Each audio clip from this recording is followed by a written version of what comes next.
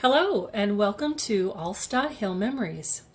It is a beautiful August day, the peak peach season in our area, and our granddaughter Abby requested this be the first video made for our memory YouTube channel.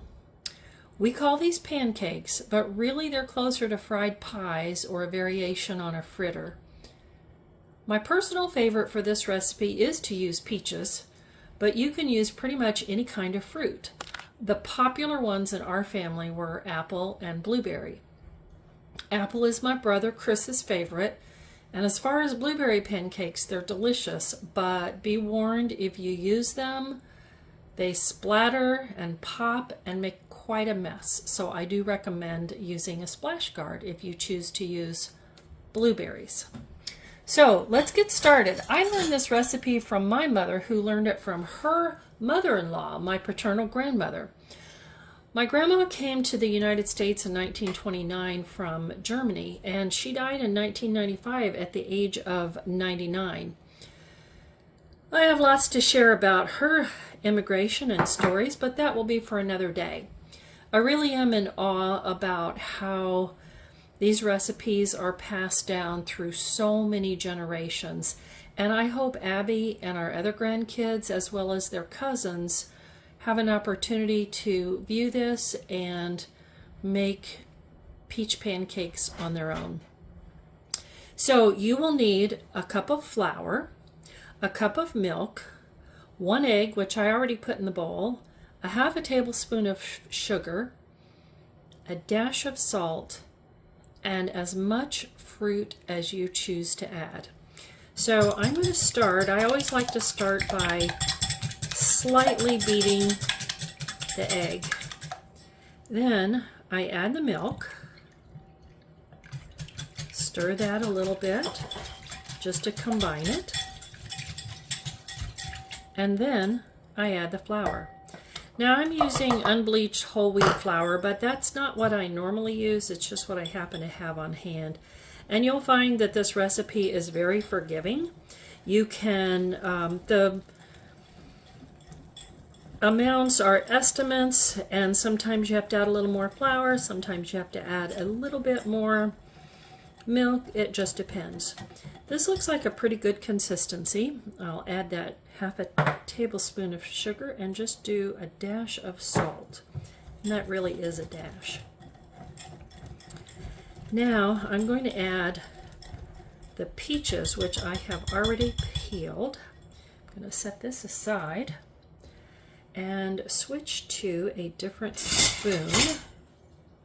So there's actually 5 peaches here, peeled and sliced thinly. So I am adding those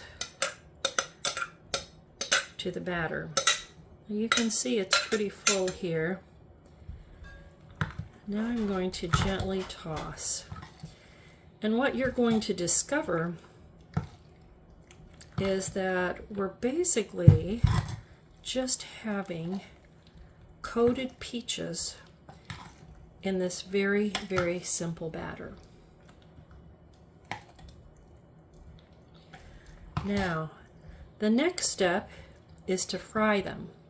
And I'm going to take a break, get the oil ready, pause for a minute, but when I come back, you'll see how easy it is to make these delicious peach pancakes that are great for breakfast or dessert or any time during the day. Okay, we are ready to start frying. As you can see, I have oil in a skillet. It's about 1/4 of an inch deep. I use avocado oil. I know the popular choice these days is olive oil, but I just have never acquired the taste for it. So oil is ready, about 350 to 375, and I use a 1/3 cup measuring vessel to add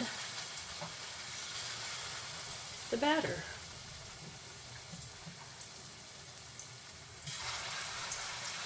I usually fry in cast iron without any oil because they can be nonstick. But for some reason this stainless steel skillet just does a great job frying these pancakes. Now you can certainly try this without oil on a nonstick or Teflon style skillet, but it just doesn't quite taste the same.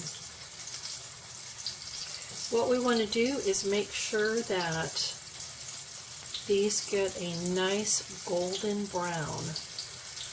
We only want to flip them once. So we're going to, I will post about how many minutes. I'll time it and post how many minutes. But as you can see, they don't stick. And we're just going to wait until they get to that point where we're ready to turn. Okay, it's been about 2.5 minutes. I really prefer my pancakes to be a dark golden brown. You can flip it with a spatula, but I prefer to use tongs, and I just grab it and give it a nice turn.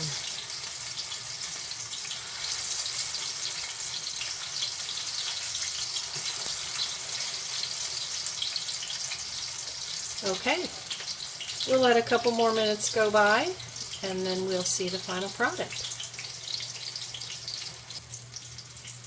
Okay, we are ready to remove these lovely pancakes.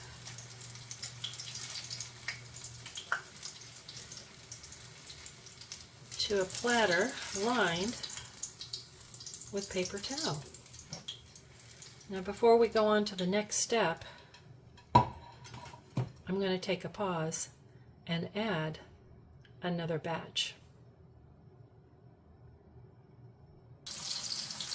While that second batch is frying, I measured a teaspoon of sugar into this little cup. I'm going to lightly sprinkle some sugar on top.